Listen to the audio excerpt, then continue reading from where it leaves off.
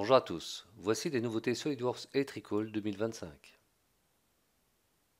Il y a beaucoup de nouveautés et améliorations avec Electrical 2025 et déjà avec 2024.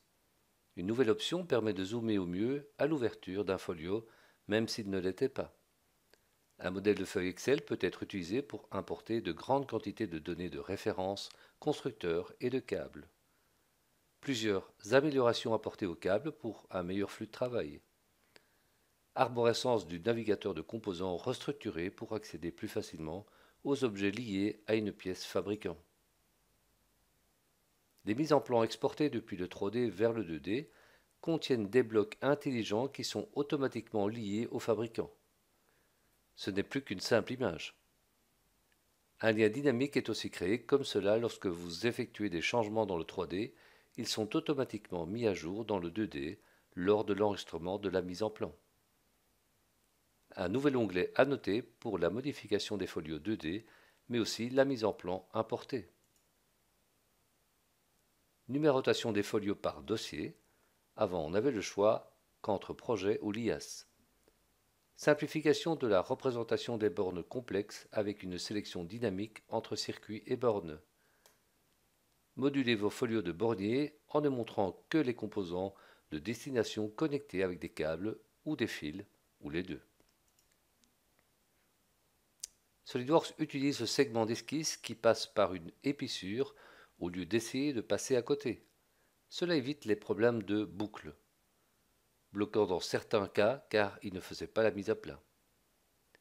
L'édition d'une mise à plat offre une meilleure gestion des modifications d'orientation, des épissures et des harnais complexes. Et dans la mise en plan du harnais, il y a des nouvelles options pour la présentation. Voici le projet Electric Proteus V2 dans SolidWorks Electrical 2025. On y retrouve les différents connecteurs et les câbles qui les relient.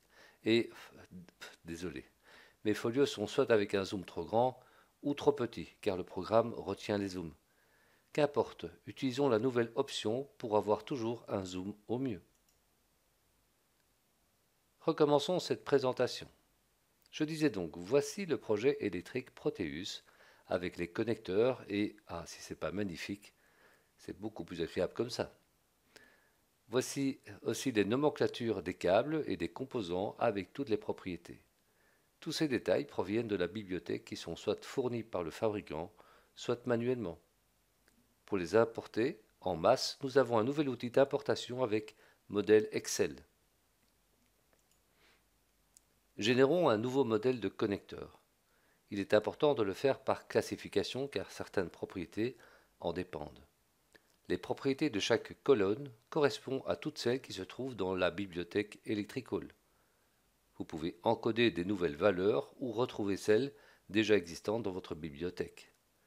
La première ligne indique clairement ce qui est obligatoire, requis ou optionnel. La même procédure existe pour importer des câbles. Il n'y a plus qu'à importer le fichier Excel dans le programme. Comme beaucoup d'imports Excel, il faudra choisir le type de séparateur. Et en bas, vous avez une validation des données pour les valeurs existantes dans votre bibliothèque. Avec cet outil d'importation, vous pouvez rapidement ajouter du contenu avec tous les détails possibles, comme cette fiche d'alimentation, ou les câbles, et définir tous les fils. À propos de câbles, j'ai eu plusieurs demandes concernant la modification du repère W1, W2. On peut maintenant définir un repère racine différent et mettre par exemple PWR pour tous vos câbles de puissance. Remarquons également les caractéristiques du câble sont séparées des valeurs par défaut des conducteurs, ce qui réduit la confusion des propriétés du câble par rapport aux conducteurs individuels. On continue avec les nouveautés sur la gestion des câbles. À partir du gestionnaire de câbles, vous pouvez désormais supprimer un câble, même s'il est utilisé dans un schéma. Un petit aperçu pratique pour voir où il est utilisé, et puis dissocier et effacer.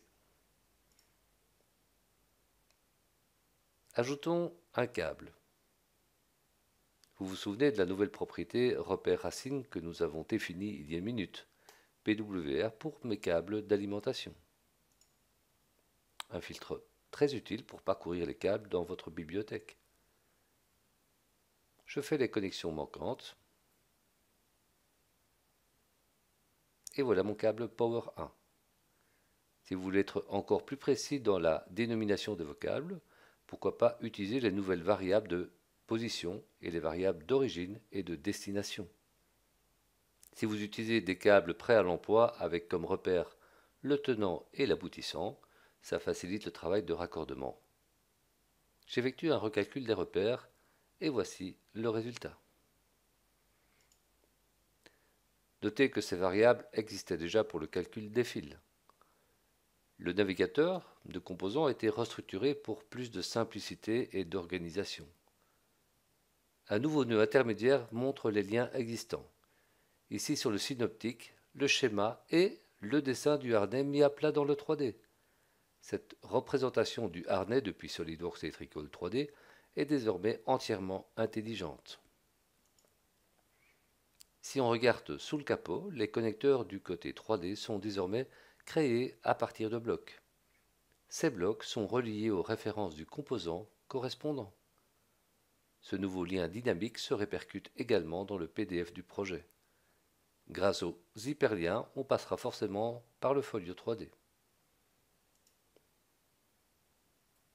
Faisons un peu de conception avec SolidWorks Electrical 3D.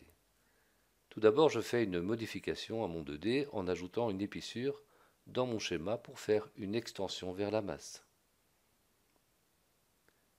J'ajoute ces nouveaux fils et composants à mon harnais. C'est important car le 3D se base sur mon 2D pour faire le routing automatique. Passons au 3D.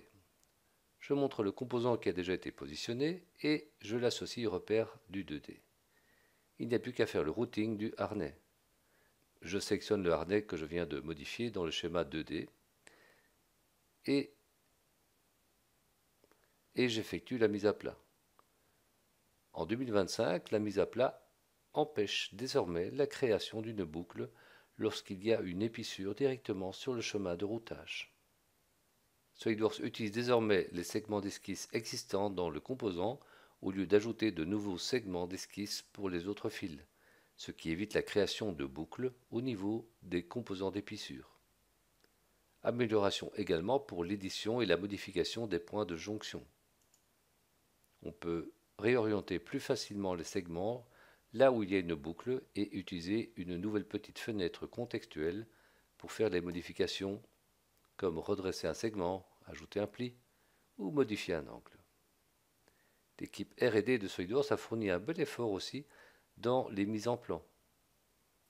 Les modifications d'un harnais 3D le met à jour automatiquement dans la mise en plan, que ce soit la modification d'un segment ou d'un connecteur. De nouvelles options font leur apparition dans le gestionnaire de mise à plat des éléments de routage. Vous pouvez maintenant gérer plus facilement les tables qui ne sont pas affichées ou cachées. Utilisez les connecteurs 3D ou les blocs 2D. Affichez ou pas les bulles. La logique de placement est meilleure aussi. Les tables de connecteurs sont placées en dehors de la vue et ne se chevauchent pas. Si vous modifiez une table de connecteur, par exemple, tout en majuscule, une fenêtre vous propose d'appliquer aux autres tables. C'est pareil si vous devez ajouter une nouvelle colonne à votre nomenclature. Quand la fenêtre apparaît, sélectionnez simplement Oui et elle sera ajoutée à toutes les tables des connecteurs. C'est un gain considérable, surtout si vous avez beaucoup de connecteurs dans le harnais. Retour dans Electrical schématique. Il était déjà possible d'exporter la mise en plan du harnais mis à plat vers Electrical 2D, mais cette vue était figée. Maintenant, ce lien est dynamique. Il sera mis à jour lorsque vous enregistrez la mise en plan. Comme vous pouvez le constater, la flexibilité du flux de travail entre 3D et 2D est meilleure que jamais. Les éléments de ce folio ne sont plus fixes, mais constitués de blocs intelligents. Vous pouvez facilement organiser et affiner cette mise à plat depuis Electrical schématique sans devoir modifier le 3D. Un nouvel onglet Annoter a d'ailleurs été créé pour cette tâche, mais utile aussi pour d'autres modifications. Passons maintenant à la numérotation des folios. La numérotation ne pouvait se faire que sur le projet entier ou repartir à zéro à chaque nouvelle liasse. Ce réglage se fait toujours dans la configuration du projet, mais une nouvelle option a été ajoutée pour le faire sur les dossiers.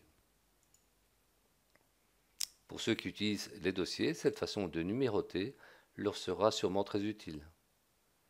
Une petite renumérotation pour vous montrer le résultat. Toutes ces améliorations vont vous permettre de créer et modifier de nombreuses tâches plus facilement et de manière plus logique.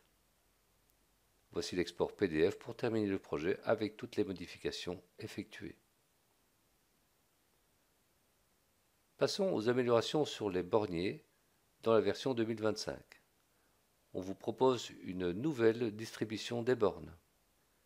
Vous avez ici plusieurs exemples de bornes, une borne classique vers 2 points de connexion, une entrée et une sortie, ou 4 points de connexion, une entrée et 3 sorties, etc. Le nouveau symbole de bornier utilisé comprend un circuit avec une borne et on fait des connexions habituelles.